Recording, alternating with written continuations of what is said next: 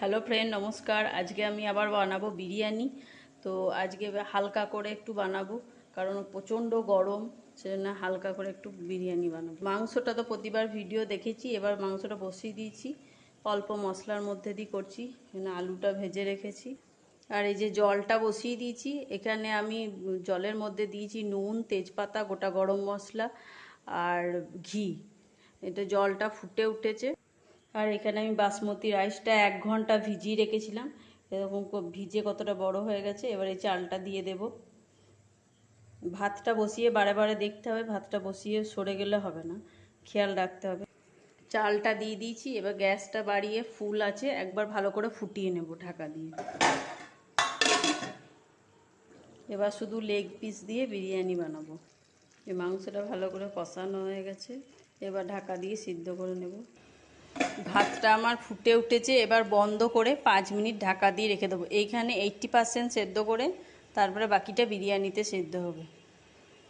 ভাতটা 5 মিনিট হয়ে গেছে, আমি ফ্যানটা ছড়িয়ে নেব, কতটা সিদ্ধ হয়েছে সেটা দেখাচ্ছি। এই যে ভেঙে যাচ্ছে চালটা, এই এতটা অবধি সেদ্ধ করবেন।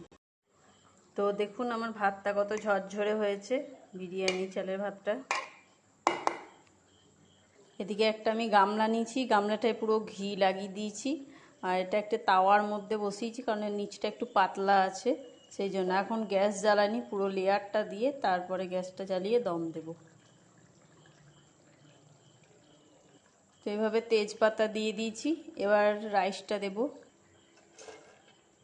রাইসটা দিয়ে দিয়েছি। এবার এখানে দুধে ভিজিয়ে রাখা কেশর জল, এটা দিয়ে দেবো। আর দিয়ে দিয়েছি বিরিয়ানি মশলা। তো মাংসটা দিয়ে দিয়েছি, আবার এর ওপর রাইস দিয়ে দেবো। আমি লেয়ার করে নিয়েছি, রাইসটা পুরো দিয়ে দিয়েছি, তার বাকি কেশর দুধ দেওয়া ওটা দিয়ে দিয়েছি। গ্যাসটা জ্বালিয়ে দিয়েছি।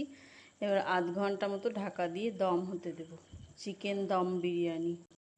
তো বিরিয়ানিটা দম হয়ে গেছে, এটা ঢাকাটা খুলে আমি একবার নাড়ে ছেড়ে নিলাম। তো দেখুন খুব সুন্দর গন্ধ বেরিয়েছে, মম করছে, আর সিদ্ধ তো খুব সুন্দর হয়েছে। তো ভিডিওটি ভালো লাগলে লাইক করবেন, কমেন্ট করে জানাবেন। Thank you.